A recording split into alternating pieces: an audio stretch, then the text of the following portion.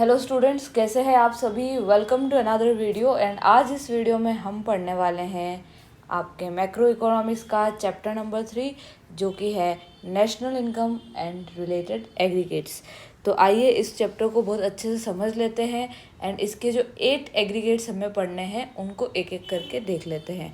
So total हमारे पास यहाँ पर कितने एग्रीगेट्स है? There are 8 aggregates. सबसे पहले तो ये जो एग्रीगेट्स है हमारे पास, इनको हम देख लेते हैं कि आखिर ये 8 एग्रीगेट्स है क्या क्या। सो जीडीपी एमपी,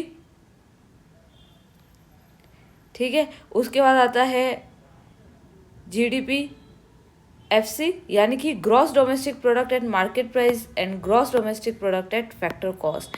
देन आता है net domestic product at market price and net domestic product at factor cost.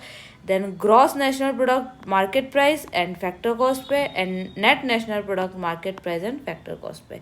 सो ये जो वर्ड्स है domestic, national, market price, factor cost, net, gross, इन सब का मतलब क्या होता है, तो आइए एक एक करके समझ लेते हैं। सो हमारे जितने भी प्रोडक्ट्स होते हैं, यानी कि हमारे इकोनॉमी में जितने भी हम प्रोडक्ट्स प्रोड्यूस करते हैं, उन प्रोडक्ट्स को मेजर करने के लिए अलग अलग तरीके हो सकते हैं। यानी कि उन प्रोडक्ट्स को हम देख सकते हैं कि ग्रॉस लेवल पर हमने जो है कितने प्रोडक्ट्स किए, या फिर नेट लेवल पे हमारे पास कितना प्रोडक्शन हुआ। तो जब भी ग्रॉस लेवल पे मैं चेक करती हूँ तो वहाँ पर जो है मेरा डेप्रिसिएशन इंक्लूडेड रहता है, लेकिन जैसे ही मैं ग्रॉस में से डेप्रिसिएशन को माइनस करती हूँ तब वहाँ पर मेरे पास नेट वैल्यू आ जाती है।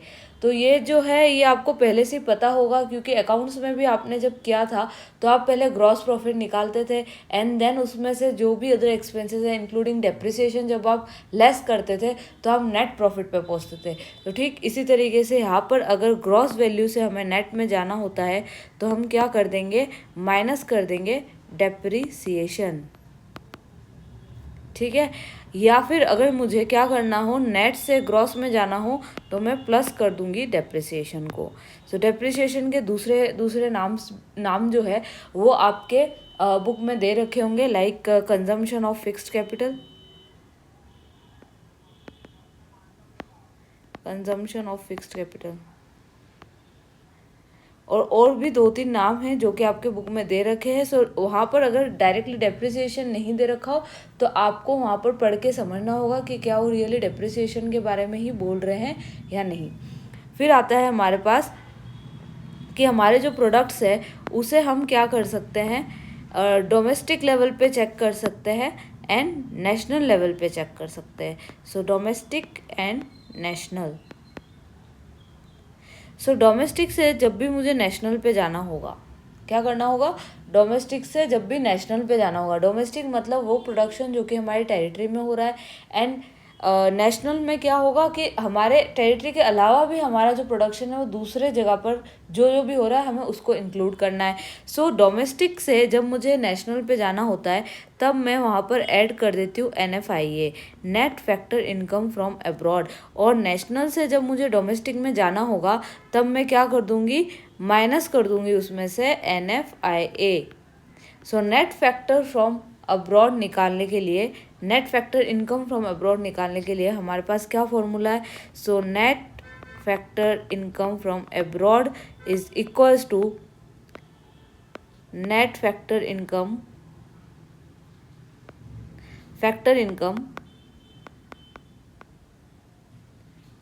From abroad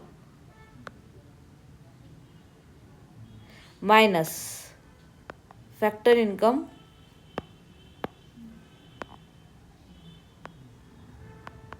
to abroad.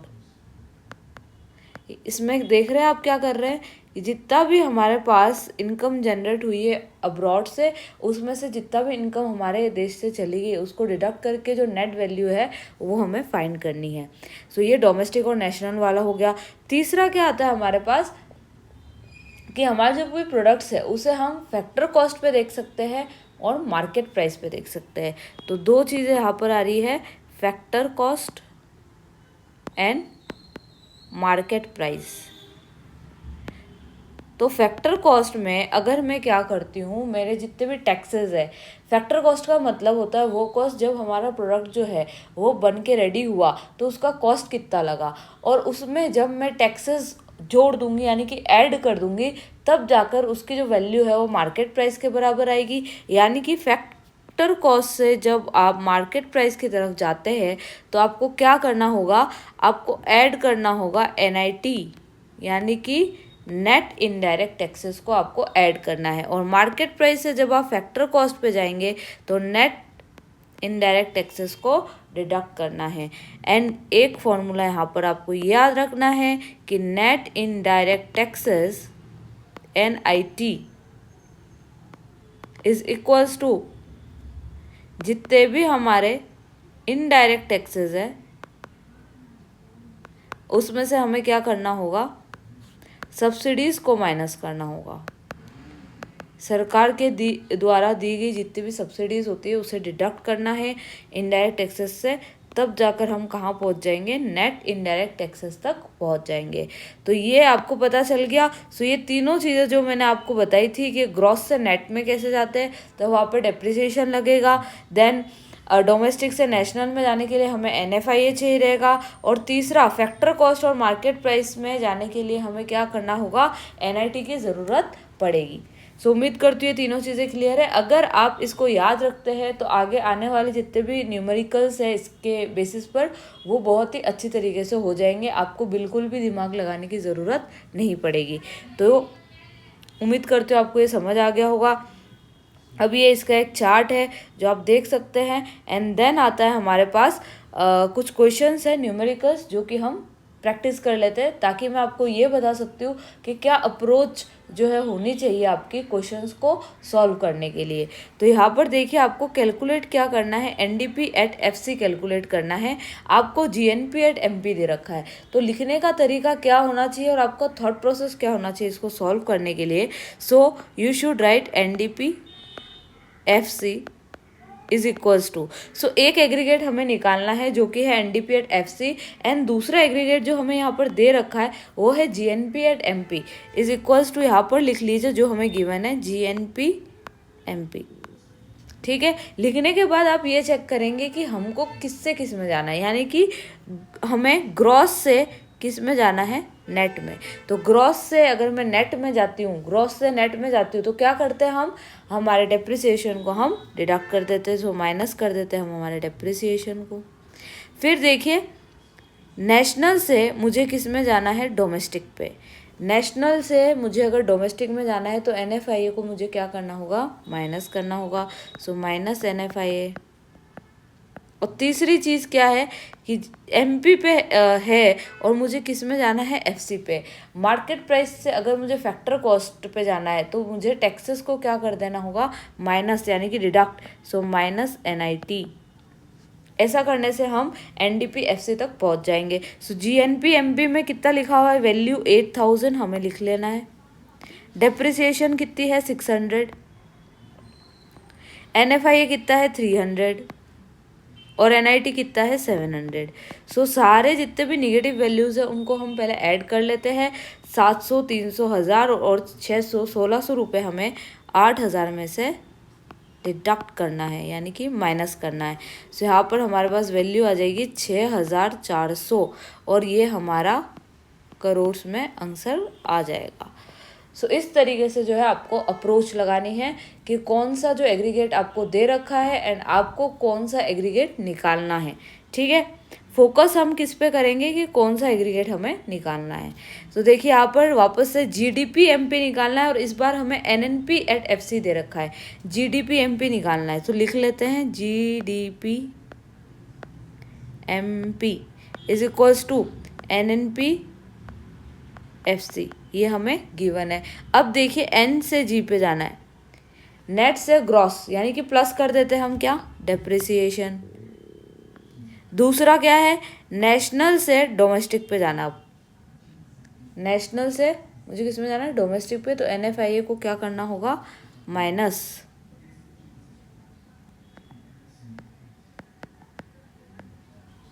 ठीक है, फिर आता है फैक्टर कॉस्ट और मार्केट प्राइस। तो फैक्टर कॉस्ट से अगर मार्केट प्राइस पे जाना है तो हमें पता है फैक्टर कॉस्ट में हम क्या जोड़ना पड़ेगा, NIT जोड़नी पड़ेगी, तो प्लस NIT।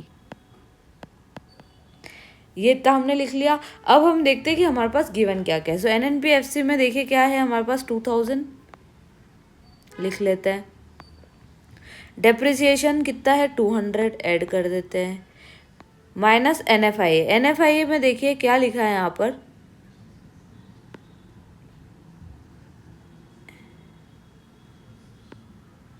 ये NFIA ही है,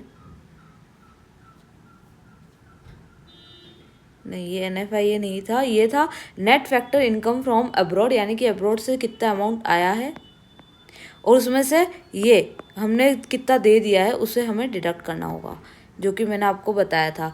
और NIT के लिए मुझे क्या करना है, तो NIT के लिए आपको मैंने क्या बताया, जितने भी इनडायरेक्ट टैक्सेस है उसमें से मुझे सब्सिडीज़ को माइनस करना होगा। 180 में से 70 को मुझे माइनस करना पड़ेगा। So plus 180 minus 70। तो इस तरीके से इसे सॉल्व करना है। तो अब न्यूमेरिकल्स, जो भी न्यूमेरिकल वैल्यू है उसको हमें सॉल्व कर लेना है। सो इनको अगर मैं ऐड करती हूँ तो 2200 आ जाता है। निगेटिव में ये कितना आ जाएगा 60, और ये निगेटिव में आ जाएगा आपके पास, निगेटिव में नहीं पॉजिटिव में 110। सो इसमें अगर 110 और ऐड कर लेते हैं, ये बन जाएगा 2310 में से 60 को हमें माइनस करना है। तो इसको अगर डिडक्ट करते हैं तो इसकी वैल्यू कितनी आ जाएगी, 2250 इसका आंसर है। तो इस तरीके से आपको इसको सॉल्व कर लेना है। लास्टली एक और छोटा सा क्वेश्चन है जो कि मैं आपको बता देती हूँ। मैं उम्मीद करती हूँ आपको समझ आ रहा है कि आपको किस तरीके से जो है क्वेश्चंस को सॉल्व करना है। सो ये जो है ये मैं खुद नहीं कर रही हूँ, अब आप मुझे करके बताएंगे कि इसका सल्यूशन जो है वो क्या है, इसका आंसर क्या आ रहा है और किस तरीके से इसे सॉल्व करना है। ठीक है, सो कमेंट सेक्शन में जो है आप मुझे इसका आंसर निकाल कर बताएंगे। ठीक है, सो इसमें ज़्यादा कुछ था नहीं, इम्पॉर्टेंटली यही सारी चीज़ें थी कि किस तरीके से जो 8 एग्रीगेट्स है उनमें जो ये वर्ड्स थे, ग्रॉस डोमेस्टिक, नेशनल और मार्केट प्राइस, फैक्टर कॉस्ट, इन सबको किस तरीके से जो है हमें समझना था वो मैंने आपको बता दिया है। एंड यहाँ पर ये टॉपिक ख़त्म होता है। नेशनल इनकम जो इसके बाद आने वाला चैप्टर है वो थोड़ा सा बड़ा चैप्टर है जिसमें काफ़ी सारे न्यूमेरिकल्स दे रखे हैं। सो उस चैप्टर को आपको बहुत अच्छी तरीके से समझ लेना है। सो जब मैं नेक्स्ट वीडियो लाऊं तो उसके लिए आप बिल्कुल तैयार रहिएगा इसको याद करके, क्योंकि बिना इसको याद किए नेक्स्ट जो चैप्टर आपका यानी कि नेशनल इनकम को किस तरीके से कैलकुलेट करना है वो आप नहीं कर पाएंगे। सो मैं उम्मीद करती हूँ आपको ये समझ आ गया होगा। So I will see you in the next video and till then take care and bye bye.